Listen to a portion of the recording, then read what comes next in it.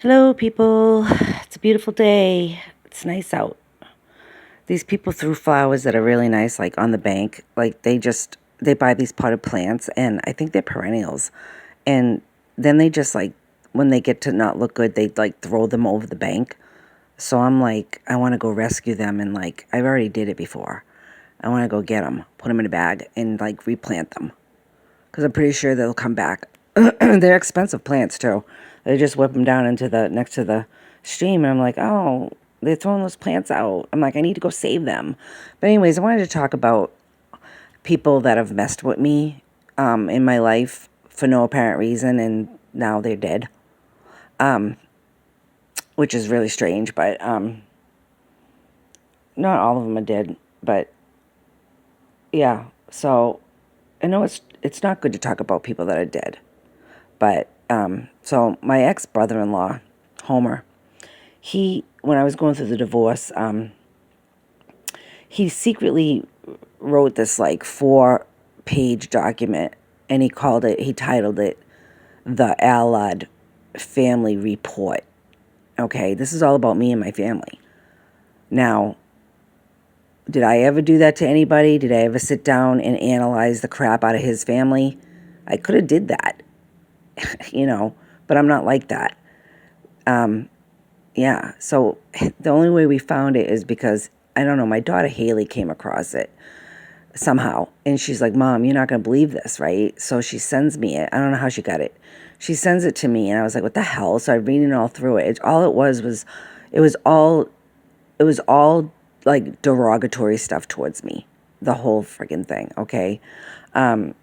So anyways, he was always okay to me. He was into photography, okay? And so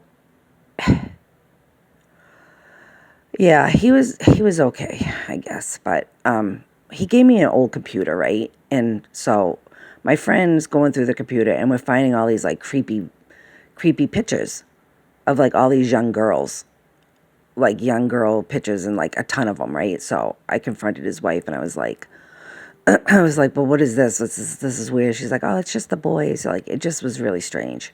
So anyways, and then another time he showed up, like, I didn't have a babysitter. I had to go to work, and I didn't feel comfortable. I didn't feel comfortable about leaving him with my daughter, Haley. She was like a baby still, and like his wife was supposed to show up, and she had to work. So I guess he showed up, and I wasn't expecting that. But I just had this like really bad feeling like I shouldn't leave. And so I wish I would have followed that. I don't know if he did anything, but I don't know. So anyways, he was fighting because they were doing a pipeline or something. So he thought that I was a weirdo because I was fighting about the sky problem. But yet he's fighting about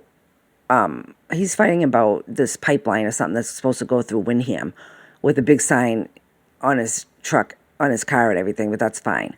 So anyways, he ends up getting cancer. I guess he got bone cancer.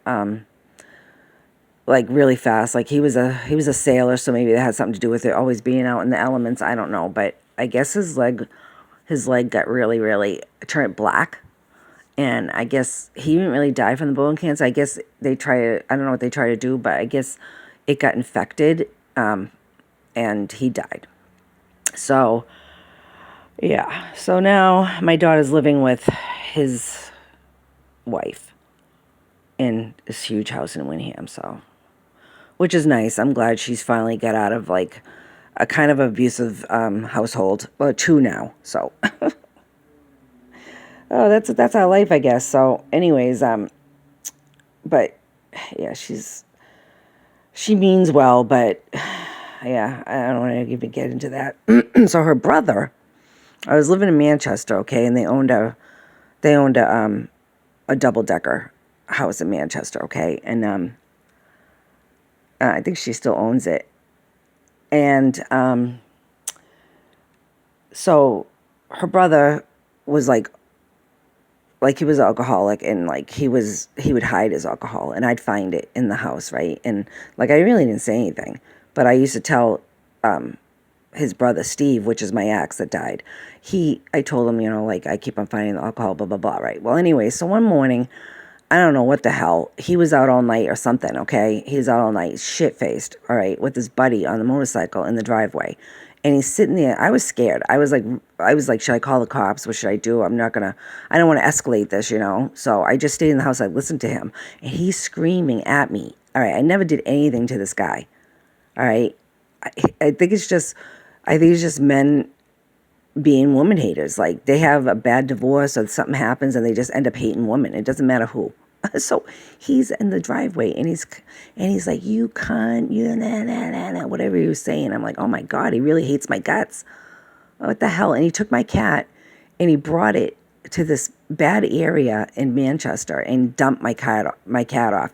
And I found that out from his son because his son was acting weird. And I was like, what's going on? And he finally confided in me about it. And I had to go and like bribe these kids. Like, did you see the cat? I'll give you like $20 or something. Anyways, we got the cat. So after he was sitting there screaming at me in the parking lot, and he's shit faced with his friends on the motorcycle, right? He goes and they take off and he flips off the back of the freaking motorcycle, ends up being a quadriplegic. So yeah, that was pretty bad. So anyhow, this is stories of people that hated me for no reason and stuff that happened to them. Okay, bye.